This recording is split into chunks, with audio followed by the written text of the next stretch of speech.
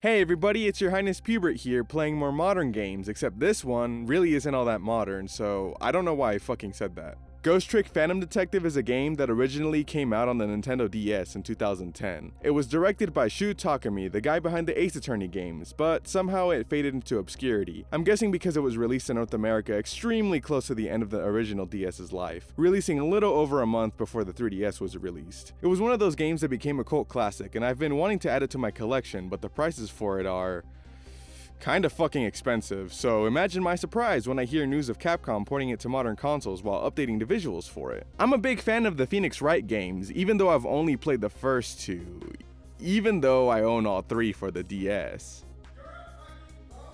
Ever since that announcement, I've been excited to finally experience this game. Now that I finally played it, I bet you're wondering what the best and only opinion on Ghost Trick Phantom Detective is. So, let's find out! Fair warning, I'm gonna try and keep this as spoiler-free as possible, but I will be talking about some of the early game puzzles and story elements.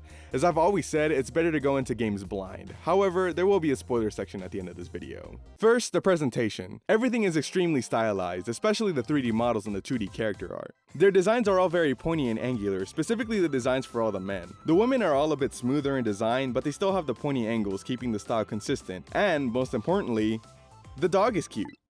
However, the backgrounds are all very flat and solid. I can imagine this was done on purpose though. They just have that this game was remastered from the DS feeling. It's kinda hard to explain, but these visuals do look a little more impressive on the DS. This is a bit similar to how I feel about the original Ace Attorney games. The original Ace Attorney trilogy on the DS is a lot more charming and prettier looking because of the sprite work. I actually could never bring myself to buy the Phoenix Wright remastered trilogy because of the remastered art. All of it is too smooth looking for my taste, especially for the characters, like they just put a smoothness filter over the drawings without actually redrawing everything. Although in Ghost Trick, this isn't the case at all. They did do a good job of remastering the visuals in the game without making it feel like they just put that Phoenix Wright smooth filter all over everything. I guess what I'm getting at is that I'm sure if this game was actually made for the Switch hardware instead of for the DS first, these visuals would look very different. All the colors in Ghost Trick are very sharp and contrast with one another, allowing you to see every little object, which is very important for a game like this, especially if you were playing this on such a small screen like the DS. Even though the colors are all very distinct, nothing ever feels like it stands out too much, or is an eyesore.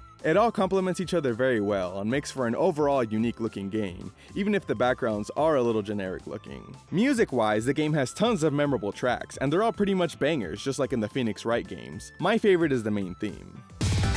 I'm gonna explain the intro to the story for the game since you kind of needed to understand why the game plays the way it does. You play as this guy. You actually don't know his name at the very beginning of the game, so I'll just be calling him protagonist to avoid spoilers as much as possible. And he has just died. His spirit lingers on after he dies, but he doesn't have any of his memories. Confused as hell, he wants to figure out who he is, who killed him, and why. With the help of another mysterious spirit, he discovers he can move through different objects that contain cores in the spirit world that can hold his spirit, and he can also interact with them to affect the real world. In order to do this, he must switch to the spirit world and move through the objects containing these cores, and then switch back to the real world to make the object do a funny little thing, whether it be to turn on a light or squish someone with a wrecking ball. Also, time is stopped once you're in the spirit world, giving you time to think when split-second decisions need to be made. On top of that, the protagonist also has the ability to travel into a day-old corpse and view their death 4 minutes before it's happened. Except his own, obviously, because that would defeat the whole purpose of the story. He can also fuck with things in the person's past, making it so they never died in the first place. Not only that, he can talk to their spirits after they have died and after they're resurrected as well. But they have very fuzzy memories most of the time, so he can't get any info out of them until he's brought them back. Or at least tried to. Something else that's kinda spooky is that they remember the alternate timeline in which they died after they're brought back. He can also listen in on phone conversations and travel to those locations through the phone line, which proves helpful in getting to those places very quickly and allowing for varied locations and environments. Last thing you need to know about this is that your character is the only person that can travel to the spirit world in this way,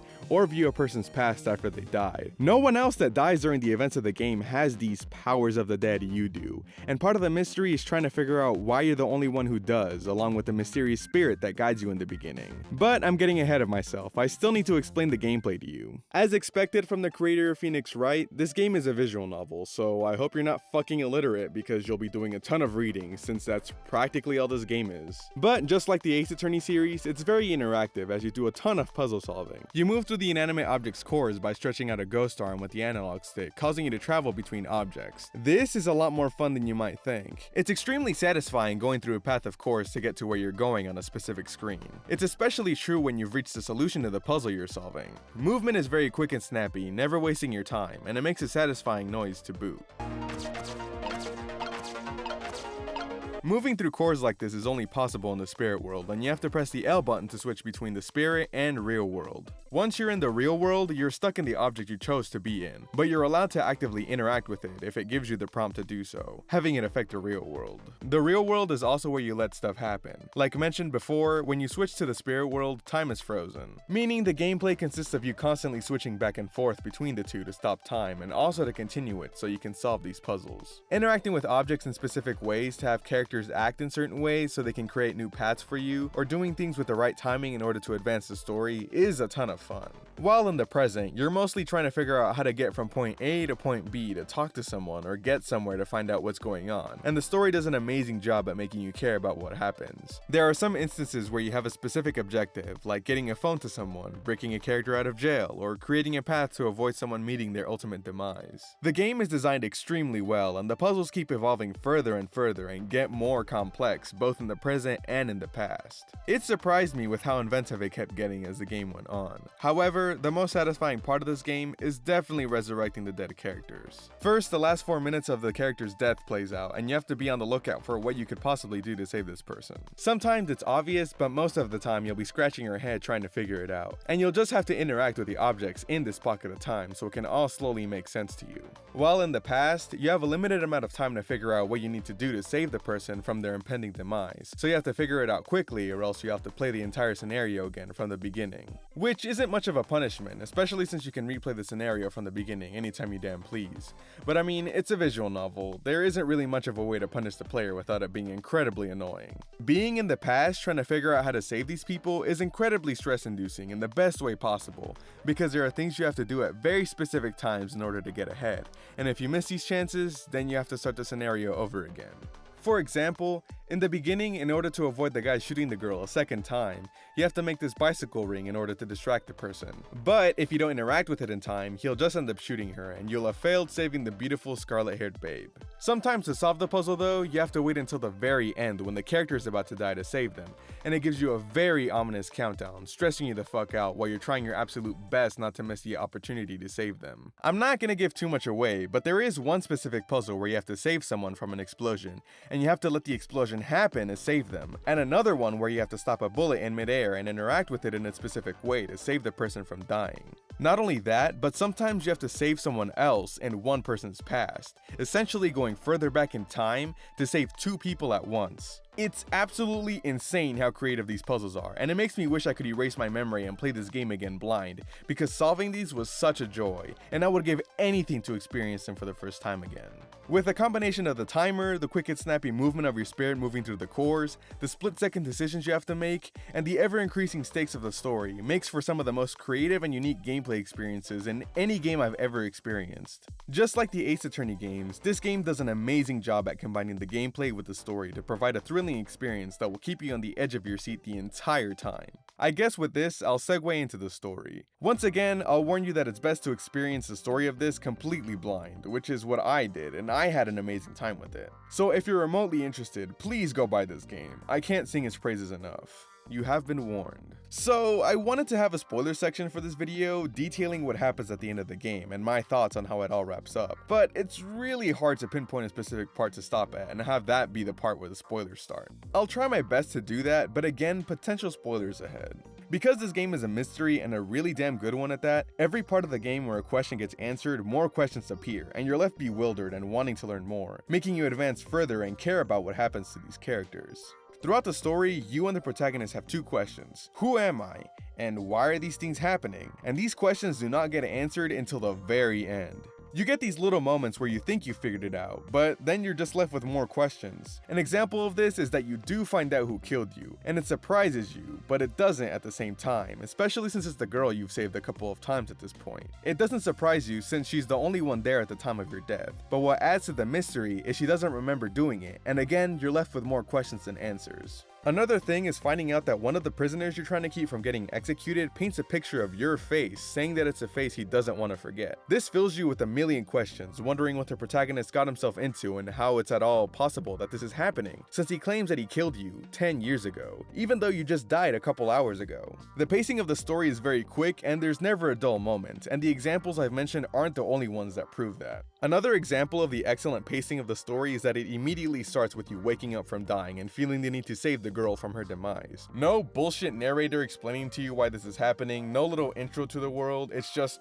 here it is, fucker, figure it out, you stupid bitch. And that adds to the mystery because you're seeing it all unfold as the characters figure it out, which is the best way to tell a story. Sometimes the characters do have to outright explain things to you, but that is the nature of a mystery. It at least gives you little cutscenes to show you what happened. The stakes also increase as the story continues. They go from saving a beautiful sexy tomato-haired anime babe from dying to a government conspiracy that could potentially start a war. As the story goes on, it builds onto itself and evolves along with the gameplay, giving you clever little hints to what's going to happen at the end of the game, especially with the more you learn about the supernatural rules of the world.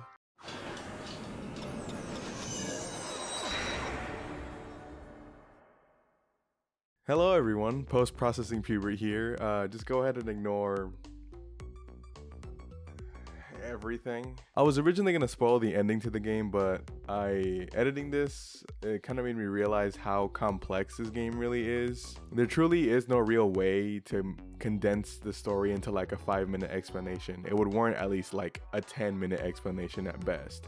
And even then, I would miss like vital plot details that would make the ending make sense. So basically, you'd have to play the fucking game to understand what I'm even talking about. It's just that the genius of Ghost Trick is that it starts out very painfully simple, and then it just unfolds, and it keeps unfolding, and then it just keeps unfolding. Like there's an answer, but then there's another question right after it, and then there's another answer, and then there's another question. It keeps dogpiling until like the very end of the game. And like I really hope you know what I'm talking about, and I'm not like, you know, shitting out of my ass here. The obscene amount of foreshadowing this game has is actually just like, this is mind-boggling. Like it just like, it's how did you think of all this? And again, there is just no way. There's no way for you to understand what I'm fucking talking about than to just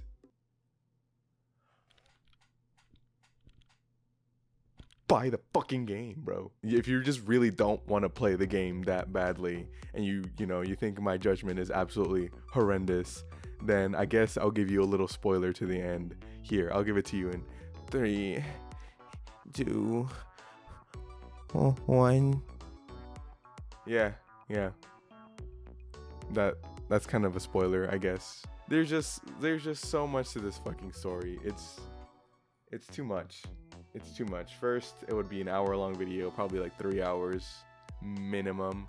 And then second of all, you'd just be bawling like a baby because it's just that sad and heartfelt and sentimental. And it's, even thinking about it, it's like, you know. But yeah, I need you to be in a non-emotional state so you can subscribe to the fucking channel. So you're welcome. Subscribe. Back to the these are the concluding thoughts, by the way. Ghost Trick is a wonderful ride from the very beginning to the very end. I don't think there's any experience like it. This is an excellent example of marrying the gameplay with the story. The gameplay evolutions coincide with the story evolutions, and this may be the only game that could do this in such an inventive and unique way. Ace Attorney was able to do this as well, but Ghost Trick was able to take it to another level that not a lot of games can achieve, and it's a shame it faded into obscurity. It starts with such a simple concept, and by the end of it all, it becomes so much more complex than you could have ever imagined. Almost like how a JRPG story evolves, but in visual novel form. There is a dire need to have this game become more popular than ever before. It deserves to be as well known as the Ace Attorney games and other story-driven games like The Last of Us, which is why I'm making this video on it, because you need to buy it. Ghost Trick is available on all modern hardware for $30, and it's worth every single penny. Shu Takumi has created an unforgettable experience that I will cherish for the rest of my life, and hopefully you will too.